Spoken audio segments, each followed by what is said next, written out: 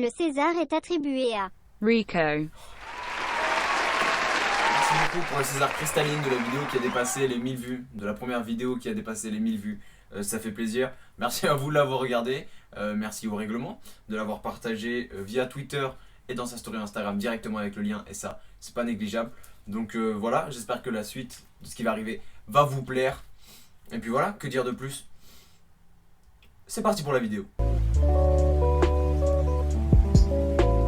Ouais l'équipe, c'est Rico. Bon, vous l'avez compris, je voulais vous remercier de l'accueil que vous avez eu pour la dernière vidéo. Donc je remercie le règlement qui l'a partagé. Les 1000 vues, c'est sympa, mais on va continuer comme ça. Et puis merci à ceux qui sont abonnés suite à cette vidéo. On a dépassé la barre des 100 abonnés. C'est que dalle, mais ça avance. Il y a un mois, je vous avais parlé de la cérémonie des Oscars 2020. Il me paraissait donc impensable de ne pas faire un récapitulatif de la cérémonie des Césars 2020. C'est donc parti pour le récapitulatif de cette soirée assez particulière. Les Césars, c'est quoi? Définition Wikipédia. Les Césars du cinéma sont des récompenses cinématographiques créées en 1976 et remises annuellement à Paris par l'Académie des Arts et Techniques du Cinéma, autrement dit l'Académie des Césars, à des professionnels du 7e art et dans diverses catégories pour saluer les meilleures productions françaises.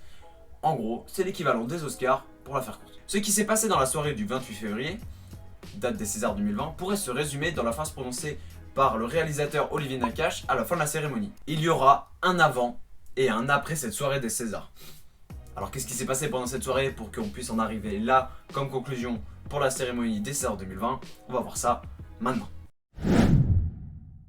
Cette année, la cérémonie des Césars sentait particulièrement le roussi, et notamment avec la présence du film J'accuse réalisé par Roman Polanski. Le problème, c'est pas le film en lui-même, mais c'est le réalisateur, puisque celui-ci est toujours visé par des accusations de viol sur mineurs. Le film et lui-même ne manquera pas de faire parler de lui pendant la cérémonie. Cette année, c'est Florence Foresti qui était aux commandes de la cérémonie des Césars. Elle l'avait été aussi en 2016. La série commence d'ailleurs plutôt bien. Ça se commence sur une intro inspirée du film Le Joker qui est sorti en 2019. On aura le plaisir, quelques temps après, d'apercevoir Leo Walk in Paris, un danseur, si vous ne connaissez pas, allez checker son Insta, se faire draguer par Florence Foresti. Ça c'était marrant. Et puis la soirée part sur les chapeaux de roue avec déjà un pic à Roman Polanski. Faut qu'on règle un dossier, quoi. Il va falloir qu'on règle un dossier. Pour être totalement tranquille. Si, sinon, il y a un moment où on va avoir un souci, là, dans la cérémonie. Il y a 12 moments où on va avoir un souci.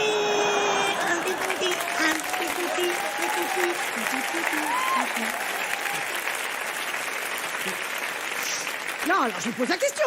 Non, mais je veux dire, faut qu'on règle le problème, sinon ça va nous pourrir la soirée. Donc, qu'est-ce qu'on fait? Moi, ça va, 43 ans après les faits, je vais pas régler le problème comme ça. Je veux dire, moi, à l'époque, enfin, au moment des faits, j'ai 3 ans, je suis à Lyon, je suis peinard, je suis en plein stade anal, en train d'essayer de faire rentrer les carrés dans des ronds. Voilà, lui, il est à Hollywood, au même stade. En train de quoi? Oui, ça peut durer. Et en train d'essayer de faire rentrer, sauf qu'il y arrive. Grâce à Dieu, la pédophilie dans l'église. J'accuse la pédophilie dans les années 70. La cérémonie continue avec quelques discours sur la place des gens de couleur dans le cinéma français ou sur la place des femmes. Mais tout bascule à minuit 15, heure à laquelle le réalisateur Roman Polanski récupère et remporte le César du meilleur réalisateur 2020. Suite à cette annonce, quelques personnes sortent de la salle, dont Adèle Haenel, il me semble, dont je ne connaissais absolument pas l'existence avant ça. Et Florence Foresti ne reviendra pas clôturer la cérémonie et du coup ne sera pas sur place pour la photo finale avec celui qui a gagné le César du meilleur film, Les Misérables. Donc là c'était un gros résumé de la soirée, maintenant on va passer au palmarès 2020. Les Misérables, réalisé par Lajli, est le grand gagnant de la soirée. Le film repart avec 4 Césars, dont le César le plus convoité de la cérémonie, l'Oscar du meilleur film. J'accuse de Roman Polanski et La Belle Époque de Nicolas Bedo remportent tous les deux 3 Oscars chacun. Et J'ai perdu mon corps, une œuvre qui avait été aussi aux Oscars, tout comme Les Misérables, remporte 2 Césars. Et sans surprise, parce que le film n'est pas à une récompense à un prix de près, Parasite ont remporté le César du meilleur film étranger. C'est pas surprenant, ils ont tout raflé aux Oscars, aux Golden Globes, pourquoi pas y prendre au César. Certaines choses ont fait parler d'elle avant, pendant et après la cérémonie. D'abord le cas Polanski, qui a fait saigner beaucoup d'encre. Un groupe de féministes était d'ailleurs présent aux abords de la salle pour manifester contre la présence de Roman Polanski aux Oscars. L'équipe du film n'était pas là, mais sa présence à titre nominatif. Donc ils étaient devant la salle où avaient lieu les Césars et devant l'hôtel Fouquet's qui accueille généralement tous les invités des Césars. Il y a aussi quelque chose qui n'a pas arrangé toute cette soirée, c'est que la soirée est lieu après la démission collective de la direction de l'Académie des Césars. Suite à quelques histoires, tout le conseil avait décidé de démissionner le 13 février 2020. En gros, rien n'allait de bout en bout. Il y avait des histoires en dehors des Césars, il y avait des histoires à l'intérieur même de l'Académie des Césars. Donc, c'était plus une espèce de cérémonie de transition. Cérémonie de transition qui a plutôt loupé. Donc voilà, pour finir, j'espère que les films qui ont été récompensés, Les Misérables, J'accuse malgré la polémique, La Belle Époque, J'ai perdu mon corps, etc., ont quand même réussi à kiffer leur soirée, quoi. On a gagné un César, on n'est pas rien, nous.